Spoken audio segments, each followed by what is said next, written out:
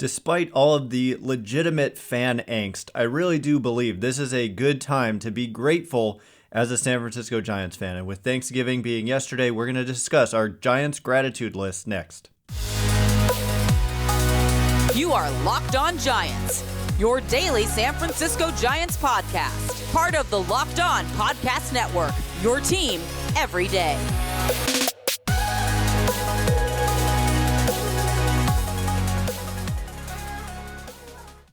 Hello and welcome to Locked On Giants, part of the Locked On Podcast Network, where it's your team every day. My name is Ben Kaspick, and on the show we provide daily episodes Monday through Friday, talking about the San Francisco Giants in a way that's data-driven and rational, but also simple, passionate, and accessible to all. I'm a former contributor for the baseball statistics and analysis websites Beyond the Box Score and Rotographs. I've been podcasting about the Giants since 2015, and I'm a lifelong fan. Thanks for making Locked On Giants your first listen every day. We're free and available wherever you get podcasts. Today's episode is brought to you by BetOnline. BetOnline has you covered this season with more props, odds, and lines than ever before.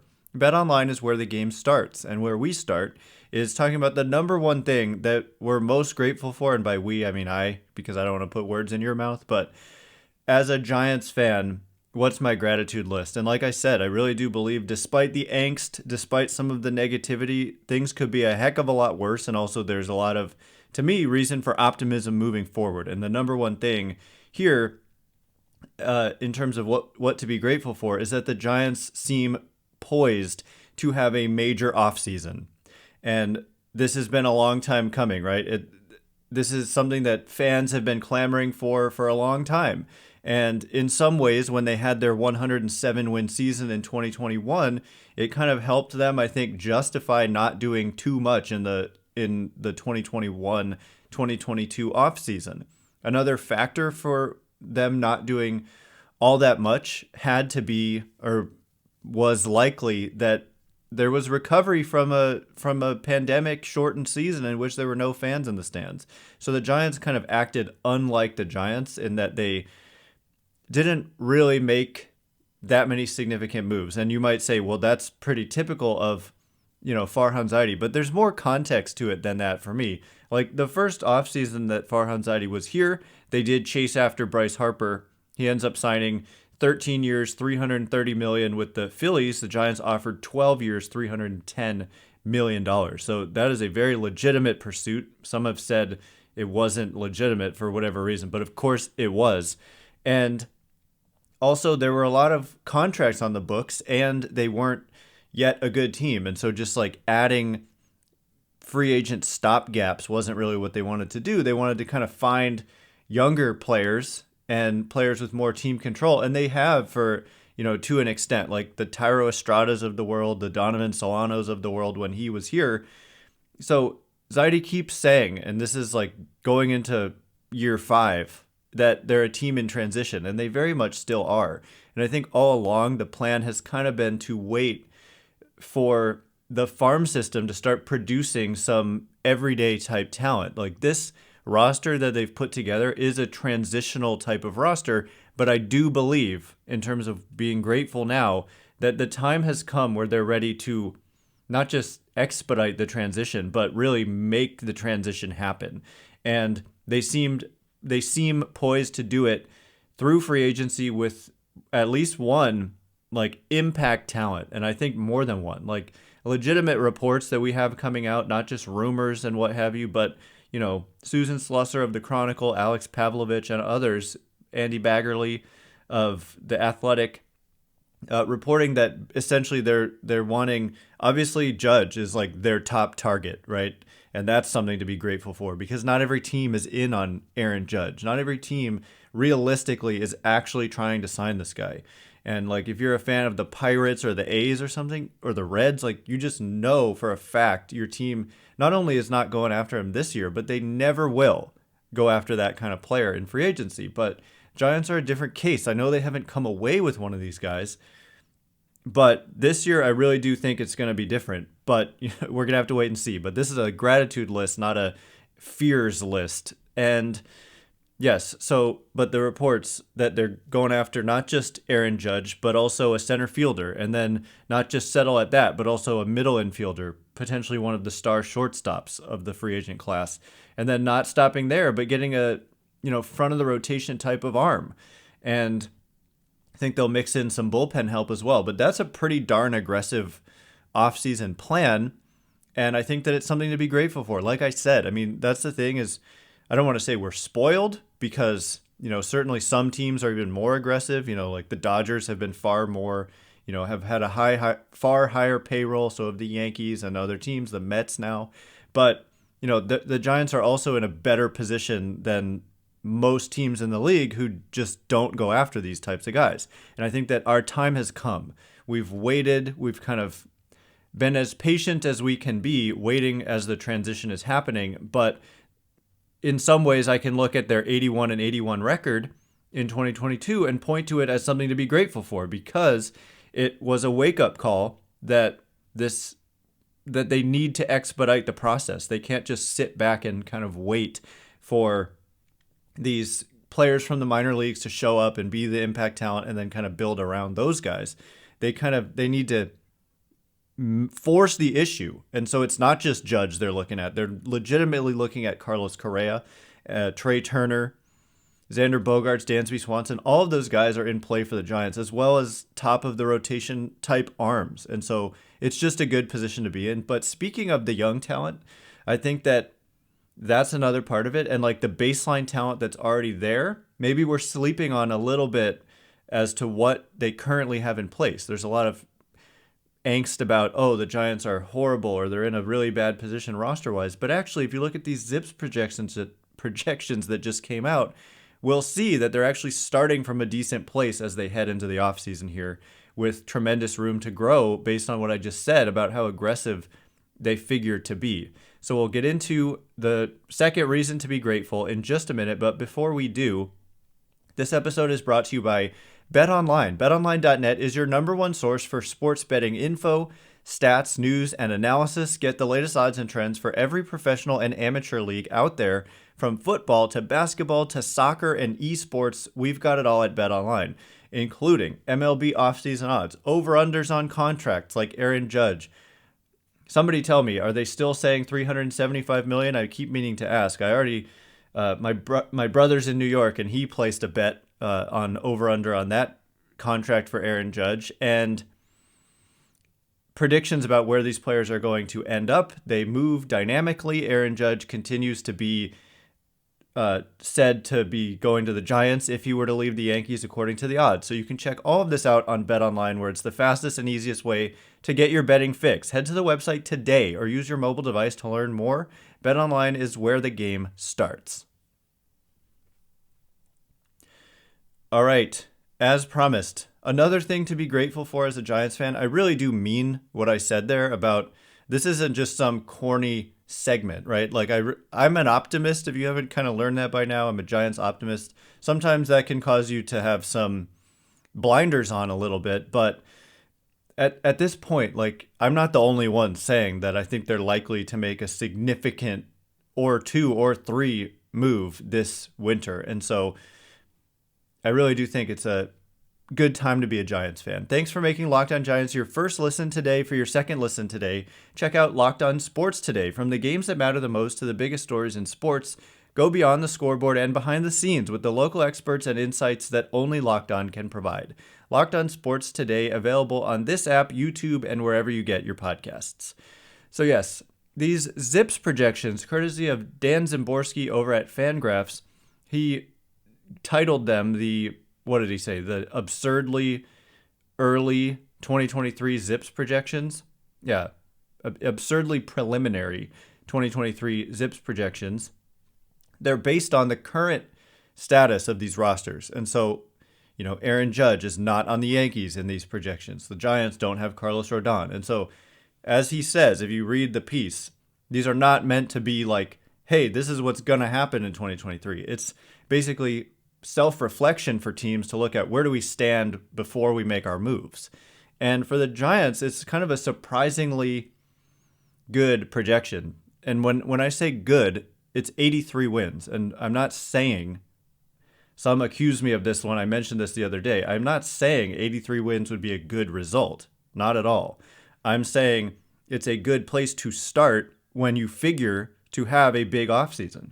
Because if you legitimately were to add Aaron Judge, a shortstop, a center fielder, an ace caliber starting pitcher, look, this is objective. Their projection would be in the 90s for sure if you add all that talent. Like even Judge alone would push them close to 90. And then that's without even replacing Carlos Rodón. And again, these are just projections. It doesn't mean Dan Szymborski's system is correct, but these are kind of universally regarded as some of the best projections out there. We've got Pacoda, which I don't know how they compare year to year. I actually don't have the data on which of these is best with Pacoda and Zips, and Steamer just does players. I don't think they do standings, but different systems, 538. But Zips is one of my favorites. Dan Szymborski's a kind of interesting guy, and I enjoy following him on Twitter. But anyway, the Giants here at a projection of 83 wins before making any moves. That is definitely something to be grateful for. We look at the Colorado Rockies projected right now at 68 and 94. So could be a heck of a lot worse than 83 and 79 as your starting point. The Pirates, the Reds, the Cubs, all with projections of 88 plus losses. The Nationals, 95 losses. The Marlins, 83 losses, under 500, despite having a really good pitching staff.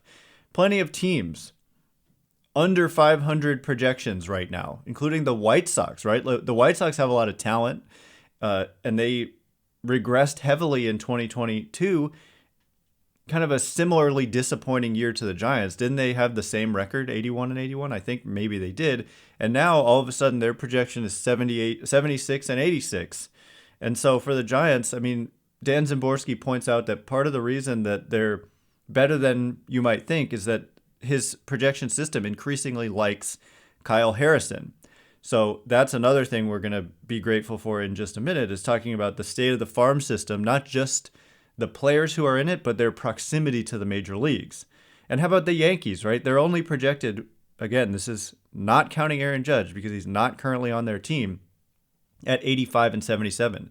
So there's a lot of talk about how why would Judge want to come to the Giants if he wants to win? Well, without Aaron Judge, the Giants and the Yankees are projected to be pretty much the same. I mean, it's literally one win. It's 2 wins different, but if the Giants gained a win and the Yankees lost a win, you're the same. It's pretty darn close, closer than you might think, because the baseline of talent is not as bad as you would think. And there's just, as Pete Patella, their new GM, said, like when he's asked, what attracted you to the Giants? What he keeps saying over and over, I listened to like 4 different interviews with him, and he said this every time, is that the roster is deep and it doesn't drop off a cliff anywhere. What he means is like you look through and there's just not these black holes on your roster, on your projected roster. And so while they may not have that upper tier talent, that's again what they're trying to get this winter. And I think that they ultimately will. And that's what Pete Patella said too, is like when you have that baseline of depth and your roster doesn't drop off a cliff anywhere, and then you add star talent on top of that, the wins rack up really quickly. That's really exactly what he said. And if you look at the Angels, they're like an example of how if you add star talent to a roster that does drop off a cliff, it's not enough. You can have Mike Trout and Shohei Ohtani and others like Anthony Rendon and Taylor Ward, who had a really good year, and still they finished with a significantly worse record than the Giants in 2022. Their projection, by the way, 84 and 78. The Giants at 83 and 79. So you've got Ohtani, you've got Trout, and you're still projected as 1 win better than the Giants. So if you add players like that to the Giants, it takes off in a hurry. And that's what I'm seeing here when I look at this. Whether it's Estrada, people dunk on Yastrzemski, but I mean, he's just one of those guys who's just another solid player who, by the way, has performed better than Cody Bellinger and has a better projection than Cody Bellinger. For all my enthusiastic Bellinger, people who desire Cody Bellinger on the Giants, Yaz has been better and projects to be better. I get that Bellinger may have more upside. It certainly has been better in the past, but in the recent past, it's been Yaz. He's a solid player. He's just, if you expect him to be your impact player, you're going to have a problem. But the story of 2021 was that they had all that depth, right? Going into the year, everyone, myself included, was talking about the depth of the Giants, and it ended up coming through in a major way. But what they also had was players who did produce at a star level. They had Posey produce at a star level. Brandon Crawford literally finished 4th in NL MVP voting. That's star level production.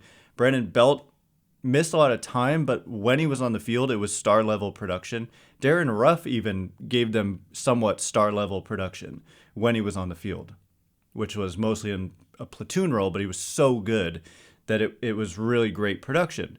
So when you have that baseline of talent and all you need is like the front line talent, and then they're likely to make those kinds of moves this offseason, to me, how is that not something to be pretty excited about? And so only time will tell. It depends on whether or not they actually execute this plan, but they seem hell-bent on doing so. And so if I was a betting man, I would kind of put money on them coming away with some impact talent this winter. And so those two things combined are just two things at a high level to be grateful for as a Giants fan, but also the farm system.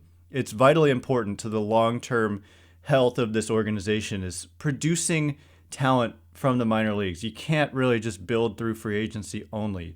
If you want to have sustained success, you need a pipeline of talent coming up through your system. And there's something unique about this moment in time and why it's a different story for the Giants now than it has been in the recent past regarding their farm system, and it's something to be grateful for. We'll get to it in just a minute, but before we do, all right, as promised, the final kind of thing to be grateful for, we might touch on a couple of bullet point other items, but I just wanted to mention that the state of the farm system, there's a couple of things going on here. Number one, I think, in the first couple of years under this new front office, there was a lot of talk about how Zaidi was like making the farm system better and that they were rising in the rankings and they were considered one of the best farm systems. But by some publications in the last few years, they've either leveled off or even gone backwards. And it can happen when other teams ahead of you get stronger in their farm system. You can just drop, even if yours stayed the same. In terms of the rankings, that's the thing, is like the rankings are just not completely objective. They're subjective. Different people can view these different ways. And the Giants have kind of emphasized that they think that some of their rankings are too low. But that's not even my point. It's not about, be grateful that the farm system is good and these rankings are wrong. By the way, like the pessimistic rankings have them more middle of the pack than anything, as opposed to like front. Nobody has them. Actually, Baseball Prospectus has had them, I think going into the year, they had them like number 2 in the game. And Baseball Prospectus, I just looked at the Giants. They came out with their Giants top prospects list, and they were pretty bullish on the Giants system still. But what's different about this current moment in time as it pertains to the Giants system is that these guys are actually getting closer to the major leagues. I understand, like Marco Luciano didn't progress as hoped in 2022. A back injury slowed him down, and he didn't get as many at-bats as they would have hoped when he could have, played in a significant number of games in Double-A, and it would have made him a possible, player to debut in 2023. I think he still could at the end of the year, but everything would kind of have to go right. But if you look at Casey Schmidt, if you look at Kyle Harrison, and just the continued progression of others. But specifically, I think with Schmidt and Harrison, you could see like a legitimate impact from, Harrison has the upside of frontline starting pitcher type performance. And the dude he didn't finish in AAA. He finished in Double-A, but he pitched a lot in Double-A. He was promoted from High A to Double-A during the year and ended up pitching a ton in Double-A. So he could start in AAA, honestly. He might start in Double-A, but then go to AAA pretty quickly, and then he's right on the precipice of the majors. In fact, I think it was Alex Pavlovich recently wrote that, I think it was Pavlovich, I'm not sure, that there's a chance they could have him start the year in the majors. And so that's exciting. And I mean, they've had some development success over the last several years. Logan Webb is a huge developmental success that we don't talk about enough. Enough. And Camilo Doval is also a huge developmental success, but they need more of that. They need that consistently. But Thairo Estrada, I'm just going to mention, he's also been, they traded for him. He wasn't like homegrown per se, but the season he had, which by the way, some defensive metrics are like very negative about Estrada's season and some are not. And so I see some people say he's horrible defensively. Well, not every defensive metric agrees with that assessment. And just watching him, he had some blunderous moments, but generally speaking, I think he should be able to be fine, if not above average defensively. So Estrada's emergence is something to be grateful for, as with these other developmental success stories. But I really do think in 2023, it might finally be the year where they start to kind of have some of these more impact type talents making their debut and potentially making that impact, which they just have been lacking for the most part, especially on the position player side, but also generally on the pitching side. And so, yeah, all those three things combined make me pretty optimistic about the state of the Giants. And we are a little bit spoiled. Like, if you think the Giants situation is just like untenable and terrible in regards to the rest of the league, then you're not aware of quite how bad the situations are for plenty of teams around the league. They've also got like no future payroll commitments. And so, even the Yankees, they've got this projection that's similar to the Giants, but they've got already like $200 million committed to their roster. And if you look at future seasons, the Giants have like $18 million committed to 2024 salaries and then zero in 2025 and beyond. So you can add Aaron Judge and or Carlos Correa types, and those would be the only guys that you've got commitments to. And so if you're smart about it and you add the right players that you believe in long term, then it's a good place to start. And I don't know, I feel like we've just kind of been through some trials and tribulations in the last 5 years, but the time is now and things are going to look different starting with the offseason beginning now. So that's my gratitude list. I hope you enjoyed it. Let me know on Twitter if there's anything you would add to this list. You can check me out on Twitter at Ben Kaspick. That's Kaspick. Also, thanks again for making Locked On Giants your first listen. For your next listen, check out Locked On Sports Today, the biggest stories of the day, plus instant reactions, big game recaps, and the take of the day, available on the Odyssey app, YouTube, and wherever you get podcasts. Once again, my name is Ben Kaspick. Like I said, thanks again for listening to Locked On Giants. Have a great weekend. Hopefully some significant news. That's another thing to be grateful for. We've made it through the deadest of dead periods so far in the offseason, and hopefully something happens significantly over the next week. But if not, the winter meetings are a week from Sunday. And so stuff's going to get crazy at the winter meetings, guaranteed. So anyway, have a great weekend. Can't wait to be with you again on Monday. Thanks again for listening. You are now Locked On Giants.